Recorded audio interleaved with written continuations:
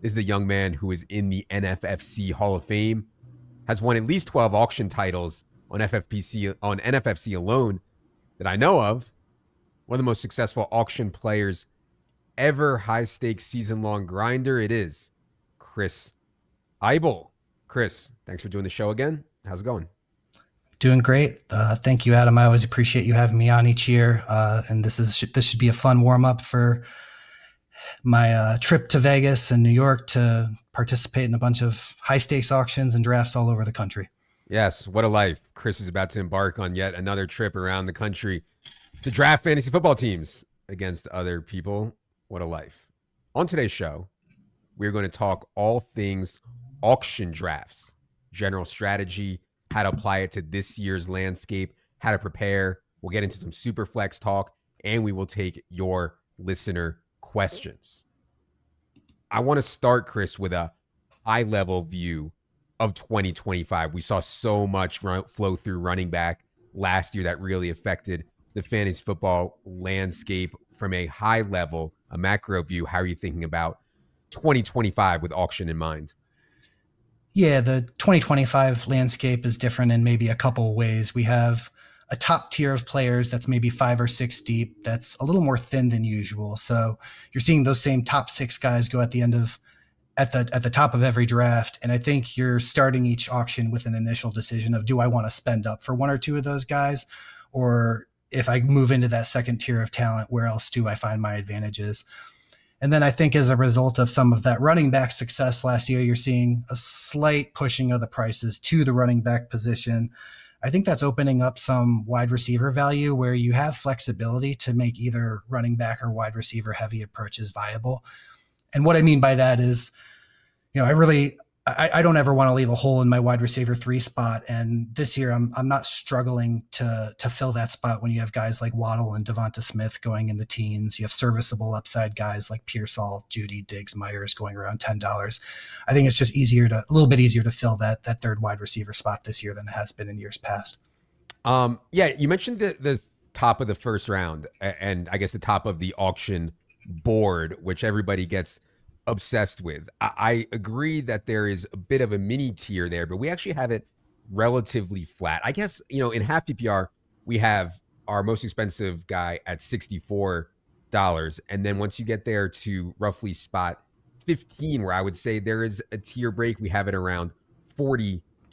So there's a bit of a gap there, $22. But to me, in my head, it's at least flattish. Like, is there a huge difference between, say, Nico Collins and CeeDee Lamb? Is there a huge difference between Christian McCaffrey and Devon Achane? So it sounds like you think there is a difference in those top 6 guys down to the next 15. But yeah, any more thoughts on tiers there at the top?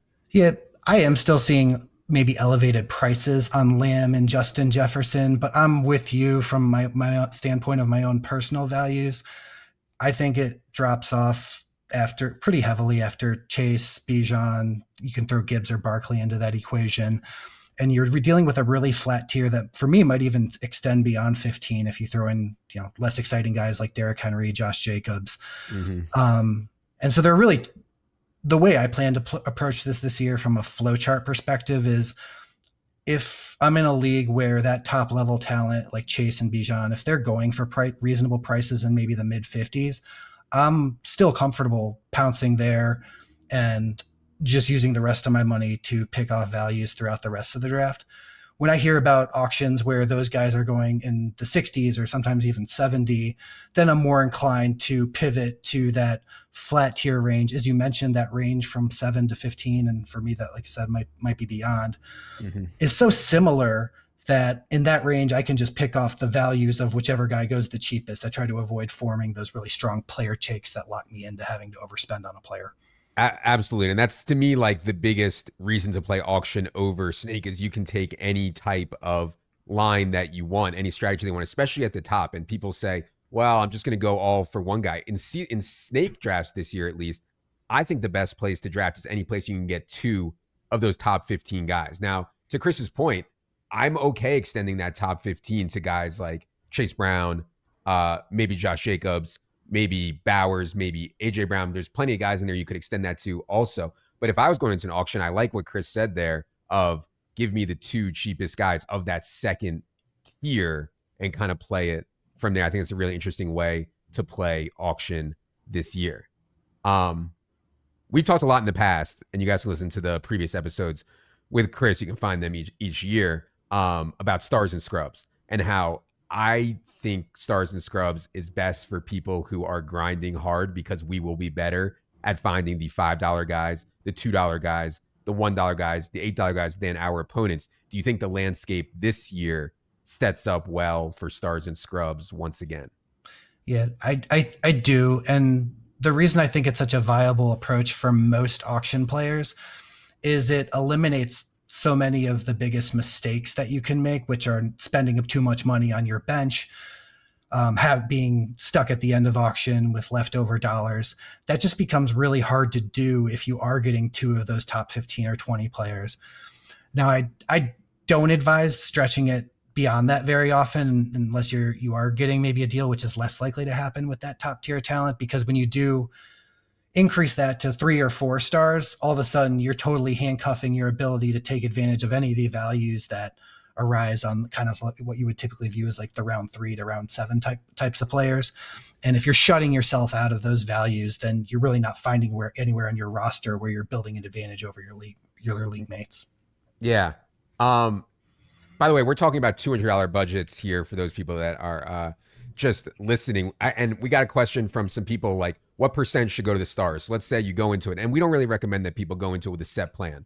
But if you're leaning towards stars and scrubs and you're trying to figure out a plan before you go into your draft, roughly what percent do you think is right to spend on your stars in a stars and scrubs build? I want to target about 55% to maybe my top 2 players. And that's, again, because I found that $80 to $90 left over, that's really enough to allow me to take advantage of when Trevion Henderson or Omarion Hampton, if those guys end up in the teens. I want the ability to pounce on those deals. Whereas if I don't have enough money to do that, I feel like my league mates are accumulating value that I'm missing out on. Yeah, and to know if a guy is a steal or not, you need some backbone of auction prices. Like we have Hampton in half PPR for $30 right now, and you can adjust that up or down going into your draft, whatever you think. If you think we're off, Hampton's worth more, whatever. But everybody should go into their draft obviously with some type of auction values in their head. Positional spending for this year. So I mentioned at the top all the running back stuff. It feels to me like a lot of people are just taking 1 year sample of running backs going nuts and piling that in to this year. And I don't really, it's a hard question to answer. I've asked so many people that this year, do you think the running back thirst is going too far? And any other thoughts on positional allocation this year in auctions? Yeah, I do think it's shifted over a little bit to running backs. The reason I don't think it's gone too overboard is because if you look at the types of running backs who were successful last year, it was oftentimes either old or slow guys who weren't necessarily the most exciting. Your Kyron Williams, your Derrick Henry, your Josh Jacobs, James Conner. A lot of those guys were the league winners last year.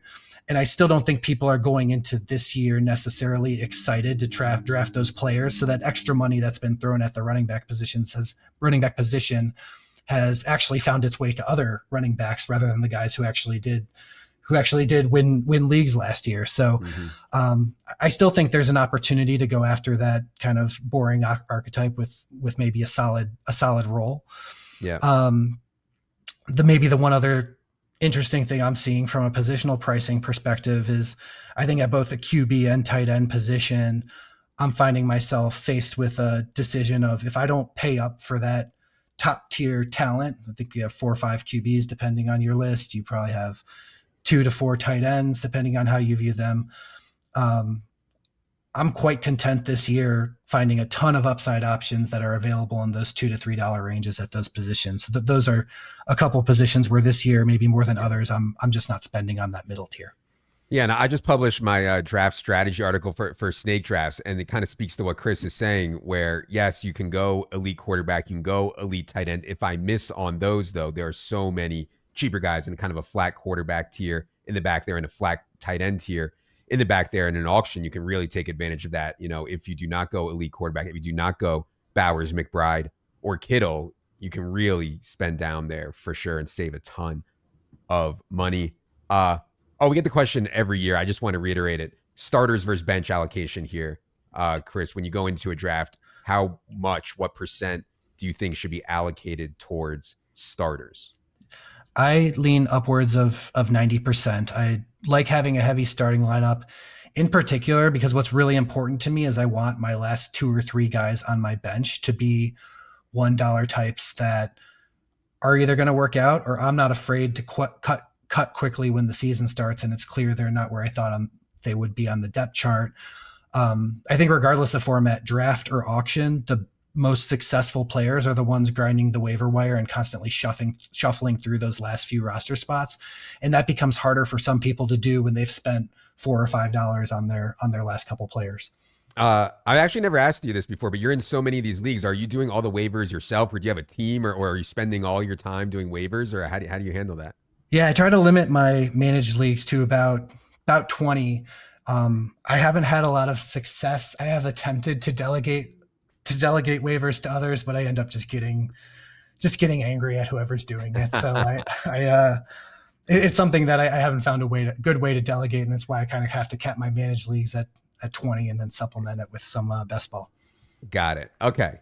By the way, if you do have an auction draft coming up, you really should grab our Draft Kit Pro. I know I'm biased, but we have target prices for 4 different formats that we work on every day to adjust and make correct. We also have a running list of $1 and $2 guys that you can target at the end of your drafts that we like, plus a lot more. Head to establishthorun.com for details on that, plus the bundle, which combines that Draft Kit Pro with our in-season product. All right. We got a question from Chase here that I wanted to address before we get into the actual listener questions. Chase said, many, if not most home leagues will skew the value on premium players. Do we adapt to the market to stick with stars and scrub strategy or pivot to a more value-based model? He's assuming greater than 10% markup on these stars from projected auction number. So to me, it's hard for every single star to get inflated. But I guess I could see a scenario where that happens. How do you play it if everybody is trying to do stars and scrubs, Chris? Yeah, I guess, this is probably some feedback I've gotten in the past is, my league stars go for $70. I can't do what you're telling me to do on this podcast. And to that, I'd ask people to really look at your league structure. I occasionally do see that inflated pricing, particularly in ESPN leagues where it's maybe 2 running backs, 2 wide receivers. You simply have smaller roster requirements that are kind of forcing you to allocate more cash to those top level players. And in those types of formats with shallower starting lineups, I do think a 10% markup is totally justifiable on the top end talent. If it is a situation where you still have deepish lineups, but you are just still seeing those top players go for upwards of 60s and 70, then I think the best thing you can do is look at your prior year auction, figure out kind of which tiers of player are selling for way less than they should based on your values. You're still usually going to have to force a star, at least one, in your starting lineup, because if you don't, you're just far too likely to get burned on the leaving money on your bench or worse yet, not spending it at all. Mm-hmm. But I think it's really helpful if you have a feel for going into that auction where your league has historically just allowed guys to go cheaper than they should, so that you have enough money in that area of the draft to pounce on some of those deals. Yep. Okay, cool. Let's see here. Oh, we got a question from Kyle. Well, we're talking about running backs. I meant to address in the running back conversation. Kyle said, the depth of the rookie running back class seems like the skeleton key to auction this year. Could be league winning values. How much is that affecting your draft plans? So people are just, every day I wake up and somebody's in my ear about a different day 3 rookie running back.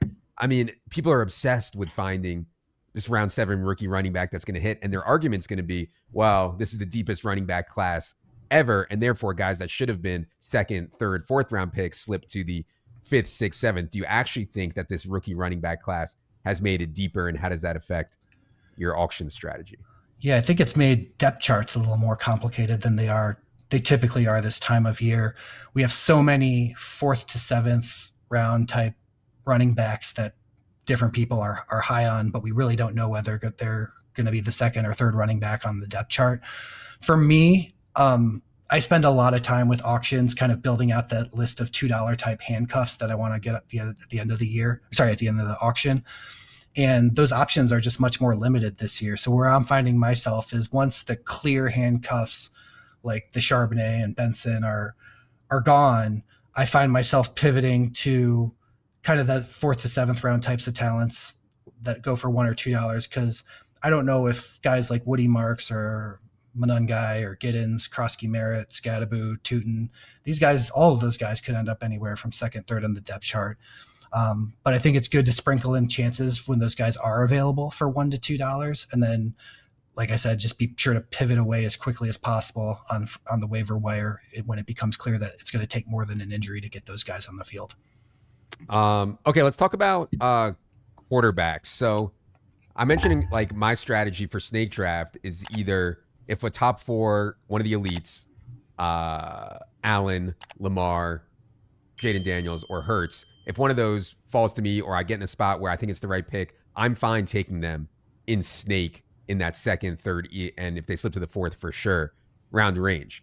I'm skipping over that whole middle tier of Burrow, Kyler, Goff types, and then there's so many quarterbacks later that I think can make sense. We talked about Dak Prescott, Justin Fields, Herbert, Drake May, plenty of options through there. It sounds to me like you have a lean away from elite quarterback, at least in auction. Any more thoughts on handling quarterback this year in auction? Yeah, definitely have no objection to taking a top 4 or 5 quarterback when they're going for, 15, 14, $15.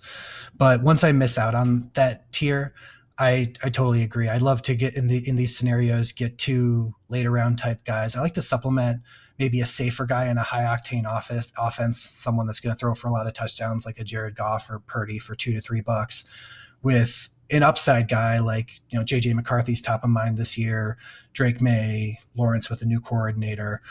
I think you can get the combo for each quarterback costing $2 to $3 and still feel like you're set in terms of having both safety and upside. Yeah, and you can do that in snake draft also. Take Justin Fields and JJ McCarthy or something like that, and try to play matchups with it. I think is totally fine in both formats. Tight end seems to be a similar conversation. Like, should Bowers and McBride be priced among the elite running backs and wide receivers in auction? The argument that people would say yes, Chris, would be there's no chance that Dallas Goedert or Jake Ferguson can come close to replacing the value that you get from a Bowers or McBride or Kittle. So they're arguing the positional scarcity stuff. On the other hand, it's tight end, and tight ends score the fewest points among all positions, period. What do you think about elite tight ends being very expensive this year in Bowers and McBride? I've just kind of let the market handle this one in my specific auction because I'm seeing enough auctions where McBride's going for $23, $24, or Bowers will occasionally go for $29, $30, prices that are probably cheaper than where they would land in a snake draft. That those are the positions I'm just waiting for my spots to see where they end up rather than going into an auction thinking I have to have Bowers or McBride. I think to your point, it's just so easy to pivot at this position and still find upside. Like I'm finding $2 to $3 guys like Tucker Kraft. Like Dallas Goedert has injury concerns, but when I'm spending $3 on a player, I don't care if he might get hurt. He's a productive starter when he plays. So I think it's easy to fill that position if you're not getting the high end talent. So I'm just letting my league make that decision for me on Bowers and McBride.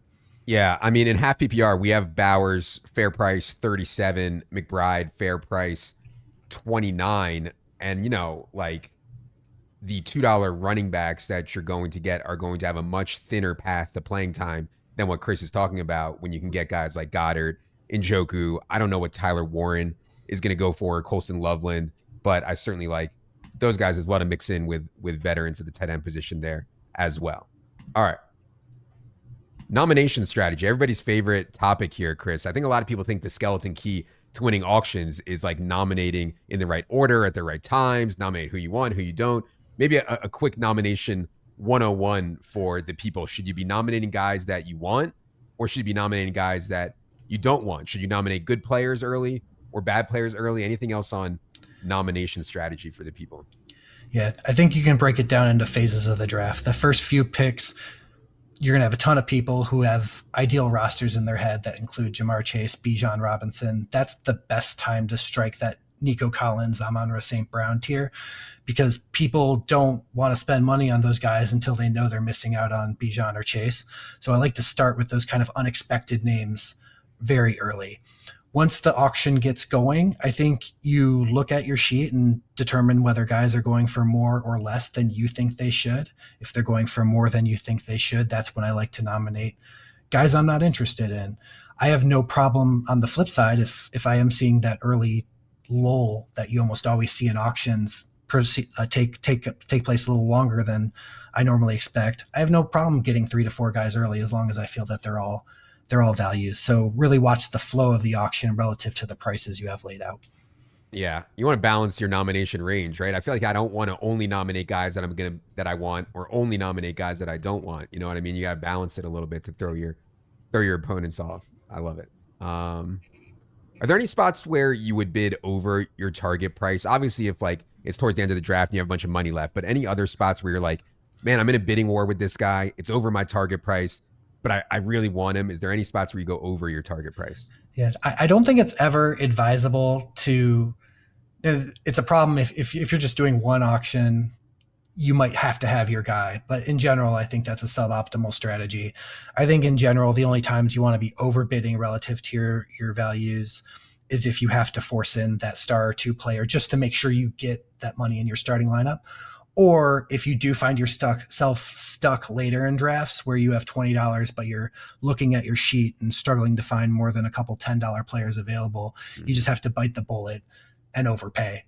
But in general, that's exactly what we're trying to avoid. We're trying to get values, get money in our starting lineup, and balance those two things as best as we can. All right. And I know you're about to set off for a trip and do a bunch of auctions, but if there any from that you've done so far, anything unique happening in auction drafts that you've seen so far, unique to this season? The only maybe unique thing is I think we've kind of seen talk about it on Twitter and other sources. People really seem to be overreacting to every little bit of news that comes out this year, positive and negative. So I know I always, I'll take for my auction prep, I'll take dollar values from Establish the Run. I'll compare those to the NFFC website posts free actual auction results from recent auctions. I'm looking at prices immediately after those preseason games, and all of a sudden Travion Henderson's going from like $19 to $30. I'm seeing, as we continue to hear nothing on Joe Mixon, I'm starting to see him go for $3 or $4. And I think some of these overreactions, particularly to the guys who might be hurt week 1 or 2, Tyjae Spears, for instance, I just think they're so over the top when we're dealing with injuries that aren't expected to extend throughout the whole season, I guess. Buddy, you're telling me. I mean, I thought I was sick with this stuff, following preseason and all the injuries and the depth charts. I mean, now people are creating like headline news out of stuff I don't even think really matters. And like, a lot of what we're trying to do is not just be out there saying every little thing, moving our rankings on every little thing. We have so many people just being like, well, let's take a more measured approach here and try to figure it out for the long term. So yeah, it's definitely, I agree with you 100%. It is worse than ever in terms of people like freaking out over things that don't really matter in preseason that much in terms of both usage and a little bit on injury stuff as well. What about any players you think are going to get bloated this year or go underlooked at auction? I feel like it's the same every year, like boring veterans. If you were just like a boring veteran guy last year, like Chris mentioned, it was just an absolute turbo smash. The trendy guys this year, guys are going to be like, I don't know, Jaden Blue and Tootin and, Egbuka and Matthew Golden. I feel like those are the guys that always steam. And the boring vets are the guys that you can get for cheap. Are you seeing that this year? Any other thoughts on guys going bloated or under their projected values a lot? Yeah, I like your examples of Egbuka and Golden, not necessarily because they're inflated now, but I do think as you get closer to the season, you're going to start to see those guys for, creep into the teens, and I think it's just going to be really difficult to justify that price. A couple other kind of archetypes of players I see bloated. I think a lot of times people assume second year wide receiver leaps are just going to happen. A couple guys I'm maybe a little more concerned about only relative to values are probably, a guy I love as a talent and have no issues with from a talent perspective, Lad McConkey. I haven't really seen his ADP or auction value drop much since the signing of Keenan Allen, but in an offense that doesn't love to throw, I'm struggling to add it up and figure out how he justifies that late second round, that $40 price. I think people are assuming Marvin Harrison takes a big leap, but I don't think it should be shocking to anyone if we just see a similar season to last year. Not a lot else has changed in that offense. Yeah. So those are the types of guys I think I see get bloated, is when we kind of assume those young players are going to take a leap. Players getting underlooked. I like a lot of the wide receivers I'm seeing going in the teens. I think I mentioned Devonta Smith, Jalen Waddle, because we haven't really heard any positive news on guys like DJ Moore. That's kind of allowed their price to sit again in that teens area, where if you want to go heavy on other position, those are great guys to fall back on. Yeah, I mean, we have Lad for 31, and we have who's the other one that you said there? Marvin Harrison. Marvin Harrison we have for 23. And yeah, I mean, it'd be tough for me to chase those guys up the board too far. We'll start getting too close to the elite guys, especially if you can get in early in the draft when people are more afraid to spend their money, something like an Amon-Ra or a Nico or a Neighbors or Brian Thomas Jr. or something like that, for way too close to those other guys. Agree. I'll pay the extra few bucks for the sure thing. Yeah. Okay. Endgame strategy. I think one of the most important things is just to come in with a good list of $1 and $2 players that you want to bid on. Anything else that people can do for endgame strategy here when everybody only has $10 left or $8 left or whatever? No, I think you hit the nail on the head. You got to focus on who those guys are on your list, because you need to be the quickest person to. It's not so much even with your own nominations. It's when someone else nominates that guy. There are going to be 5 or 6 other guys who want, just any handcuff named like Tyler Algier. There are going to be 5 or 6 guys who want him for $2, but nobody wants to spend $3 on that type of player. So just know who those guys are to you when their names are called, so you can be first, whether you're in a live auction and you're shouting it or you're the first to click that keyboard.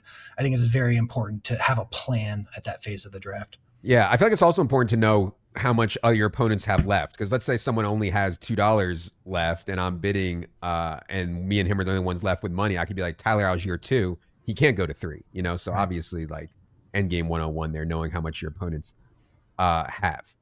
Okay, one of the favorite segments that people have from this show, people love when people disagree with the ETR ranks. They're trying to take down Big Fantasy. They call ETR Big Fantasy. Any players that you have differing takes on this year than the ETR ranks? And I tried with this one, but actually I'm pretty in line with your rankings. Maybe the couple areas where I'm finding myself differ in early auctions are, I probably do have Joe Burrow more in that top 4 of QBs. I do top 4 or 5. I do have quite a gap, and I understand why you have him ranked the way you do, with historical trends on passing production from year to year kind of driving your ranking. But I do see Chase and Higgins, and I just don't see a lot changing with respect to what happened last year.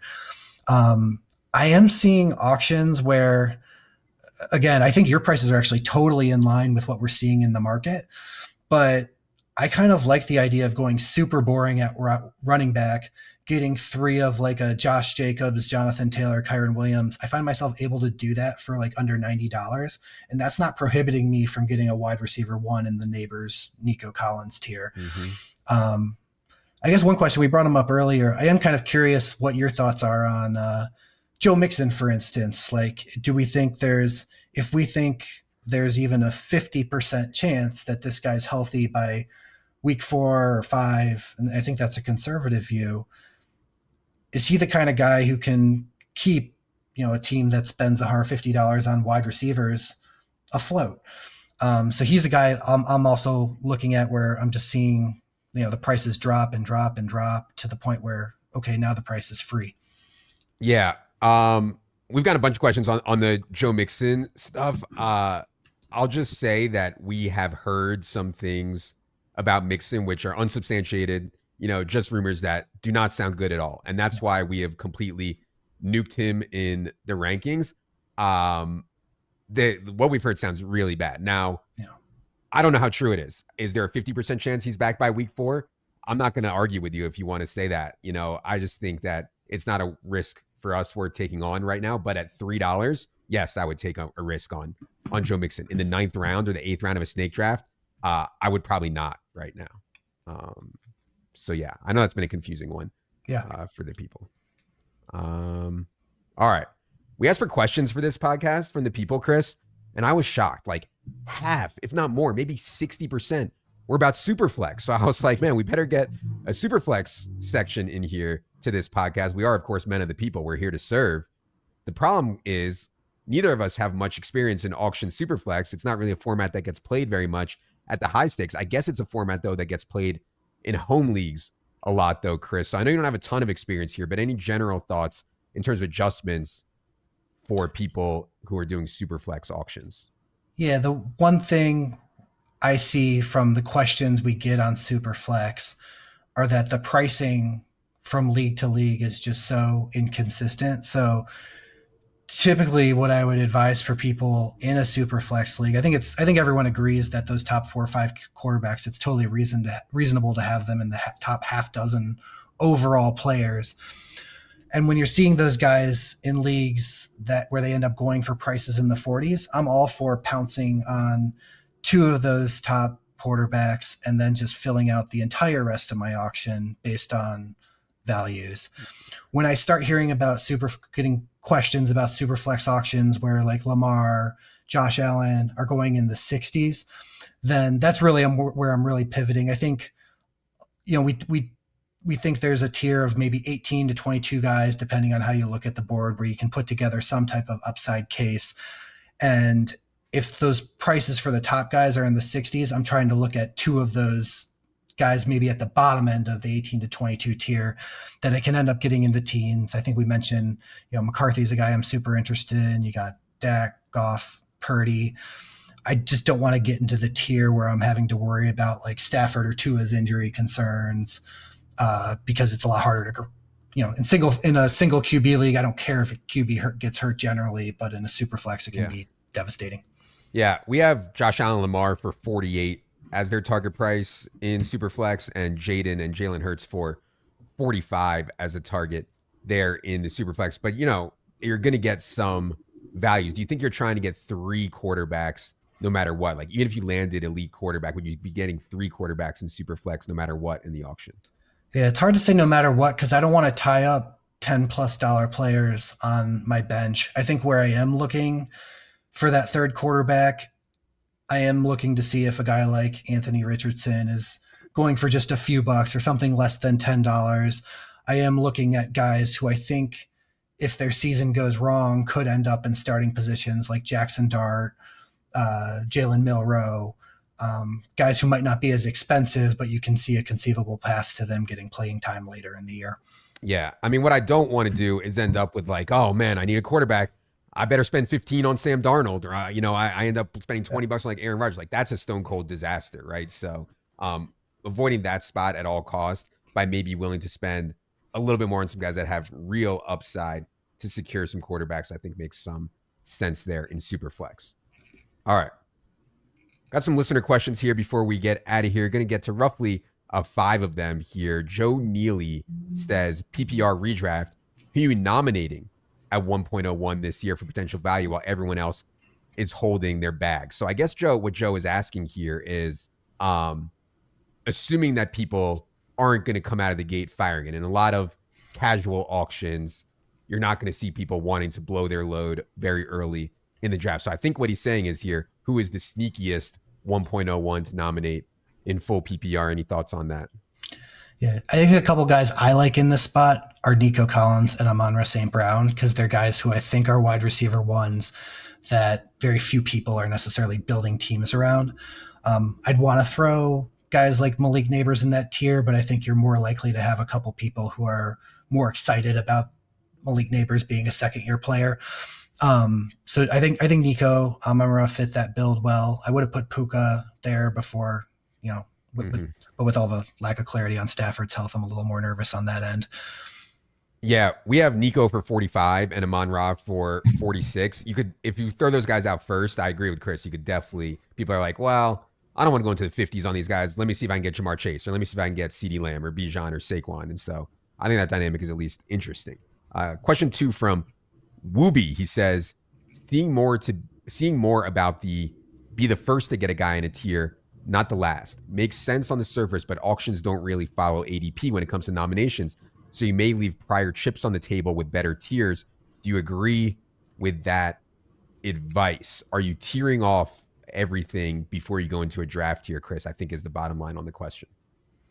Yeah, I think I don't necessarily build out all the tiers myself, but they become really evident over the course of an auction. And you stare down at your sheet and see, the guys crossed off on, if you're using paper or Excel or whatever you're doing, or website, you see the top five, the guys five above a guy are gone, the guys five below a guy are gone. That's where you're going to be stuck in that bidding war where that guy's going to go for $5 to $10 more than he should. With my strategy on auctions, I'm just trying to get as much value as possible. So if that value ends up being in a third tier and I'm missing out on the second tier, that's fine if I still am getting the value in my starting lineup. I just say I don't think it's necessary to be the first guy in a tier. I do think it's important to watch that sheet just for the last guy or two and make sure you're not going after that guy. Okay. Question 3 was actually from a lot of different people. A lot of people asked about advice for larger leagues, 14 team league auctions, et cetera. And then we had some people ask about smaller leagues, 10 team leagues, et cetera. I'll give my take on Snake here. And by the way, we have articles about this up on the site right now. If you're in a 10 team league, 14 team league, 16, 8, whatever, you can check those out. Generally speaking, I am more likely to be aggressive at quarterback and tight end in a smaller league, whereas everybody in a 10 team league is going to have really strong running backs and wide receivers. Not everyone, though, can have an elite quarterback, an elite tight end in a smaller league. In a larger league, 14, 16 teams, there's just like, I need running back and wide receiver and stuff like that because there's just not enough good ones out there. So that's why I think about it in Snake. I don't know if you even agree there, Chris, or not, but any thoughts on larger/smaller leagues for auction? No, I definitely agree on the 10 team leagues in terms of paying more attention to the onesie positions because it's harder to differentiate yourself at the running back and wide receiver positions. I participate in, it's one of the longest running leagues I've done, a 14 team auction in Vegas each year that tends to be my most difficult league just from the standpoint of as you go throughout the season, 6 or 7 teams inevitably will just be decimated by injuries. And by week 10 is going to be starting like Tim Patrick or something like that. It's in those 14 team leagues where the rosters are deeper that I'm more willing to move away from that stars and scrubs approach because having guys like Khalil Shakir, Michael Pittman, even like Christian Kirk, just fill those 10 to 12 point holes in your roster while everyone else during those bye weeks is really struggling to find guys that are even going to be on the field is such a massive advantage that I've had teams win in that format that, don't have a single star player on them. It's just was able to fill the gaps each week. On the flip side, if I'm in a 10 team league, I don't mind leaving even in my starting lineup $1 or $2 players because there's going to be so many players who emerge over the course of the year on the waiver wire that I can consolidate, all my spending to 4 stars, fill out the rest with dollar players and still feel like I'm going to be able to fill out that starting lineup throughout the year. Yeah, the waiver difference is just absolutely massive between those two formats and a huge factor there as well. Question 4 from a different Chris. He says, is there a better way of practicing for auctions than doing mock drafts? Most users don't stick around and it skews the prices of guys. So we know we can get the data from, I think you said NFFC or FFPC. One of those has the auction data, but what about actually practicing your auction strat before you go into a draft? Yeah, for me, I don't do mock drafts just because, to Chris's point, I find the people have no investment. They aren't going to act the same way as if they actually had their money on the line. So I think if you're in a position where you have the time to devote to a smaller league, you could join a $25, $50, smaller auction that some of the sites are hosting. What I do to prep is I do take those average auction values and I just try to construct a team that looks good to me based on my values, and then challenge myself to, let's say Nico Collins was the key to this team and he's gone. What are the 2 or 3 guys that I'm comfortable subbing in for Nico Collins? Because an auction is never going to go exactly the way you expect. So just kind of mapping out that roster and thinking, who are the 3 or 4 alternatives that I'm going to be fine with if these guys in the real auction don't go for what I expect them to. All right. Last question comes from Harry. Harry's getting aggressive here. He says, how do you keep bums? He says, how do you keep bums from bidding you up on your guys? I've tried to sprinkle the field to throw them off, slow bidding, hold back nominations, getting them super drunk pre-draft. I need a new angle. I think what Harry is saying here is that he has been identified as the sharp guy in his auction. And whenever he starts to bid on someone, everybody's like, oh, Harry's bidding. That must be a good play. I'm going to bid also. And I'm sure you probably run into some semblance of this, Chris, with all the success that you've had. People that see you, oh, Chris is interested in this guy. Maybe I should be interested in this guy as well. Any thoughts on that dynamic? Yeah, Chris has been on the Establish the Run podcast. Everyone's going after Chris. No, what isn't clear to me from his question is if he's succeeded in getting them drunk and it doesn't phase them, or if he actually needs help in that department. But no, I find a good strategy is to throw people off in terms of who you're really on. I try to be a voice on, honestly, over half the time a player gets nominated. I'm willing to throw out a bid, and that doesn't mean I necessarily want that player, but I can bid up to 50, 60, 70% of what I have that player valued is, to the point where people are hearing my voice enough that me bidding on a player isn't a clear indication that I'm after them. I think the other thing is, if Harry is really being targeted by his league mates, that I might ask him to look inward and see what types of reactions he's putting off that make other people want to target him. Because I think if he's approaching this with like a poker face and just kind of, agnostic to what's going on around him, I don't think it's as fun for other people to try to steal his players. So I would make it as unfun as possible for people to try to steal your guys. Yeah. And in all seriousness, like when I do an auction, to Chris said he's in the mix for half. I'm in the mix on like every guy. Like, so I don't like want to sit around. If somebody throws out Marvin Harrison for 1, I don't want Marvin Harrison, but I'm not going to let someone get him for 1. So I'll immediately be like, you know what? We have Marvin Harrison for 23. I don't really want him. I'll say Marvin Harrison 15, and I don't want him. But if I end up getting him for 15, all right, whatever. I'll take him for 15. We have him for 23, and that way I'm in the mix on like almost every guy to throw people off the scent of who I actually want. So yeah. All right, there you have it. Everything you need to know for auctions 2025. It really is a great format, a more creative format, a more fair format. Honestly, give yourself a chance for everybody to have their crack at every single player. Chris, really, really appreciate the time, the knowledge. Chris does not have to do that. He's out there playing as a part-time job. He's out there playing really big, and he doesn't have to come on here and share his knowledge, but he does because he is a man of the people each year. Chris, tell the people, if you want these people to find you, I don't know if you do, but if you want these people to find you, tell them where you can be found. You can find me on Twitter at just Chris Eibl. I don't tweet a lot, but happy to respond to messages. I tend to get a lot of them after this podcast. I stop responding once I get to Vegas and New York. So if I didn't respond, that's generally why I'm doing auctions for 10 hours a day. But I'll do my best to connect with everyone I can. All right. Really appreciate the time as always. For Chris, producer Ryan, producer Luke, for everyone behind the scenes working on the auction values at ETR, I am Adam. Good luck, everybody.